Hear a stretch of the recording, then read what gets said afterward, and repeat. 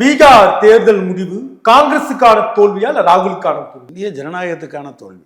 எப்படி தனிப்பட்ட முறையில் அப்கோர்ஸ் நாங்களும் அதில் கூட்டணியில் இருந்திருக்கோம். எங்களுடைய தோல்வின்னு சொல்ல முடியுமா? ஆனா தொடர்ந்து இப்படி எழுதுறவங்களுடைய நோக்கம் என்ன? இப்ப சமூக வலைதளங்கள்ல எழுத ஆரம்பிச்சிட்டாங்க. இந்திய கம்யூனிஸ்ட் இயக்கம் பிளவு வந்ததற்கான காரணமே காங்கிரசுடனான அணுகுமுறை எப்படி இருக்க வேண்டும், காங்கிரஸோட சேர்ந்து போகக்கூடாதுங்கிறது. அது ஒன்று, அது ஒரு முக்கியமான பாயிண்ட் சிபிஎம்முக்கு. பட் உங்கள் முன்னால் இருக்கக்கூடிய பேராபத்து இந்தியாவுக்கான பேராபத்தாக வந்து நிற்கிது. சரி, எனவே பிஜேபிக்கு எதிரான போராட்டத்தை நடத்துவதற்கு சில இடங்களில் அவங்களும் இருக்கிற கூட்டணியில் நாங்களும் இருக்கோம், அவங்களோட நேரடியாக இல்லைனாலும். பட் என்னென்னா இந்தியா முழுவதற்குமாக இருக்கக்கூடிய ஒரு கட்சியாக இன்றைக்கும் அதுதான் இருக்கிறது. அதனுடைய பலம் என்ன என்பதை நீங்கள்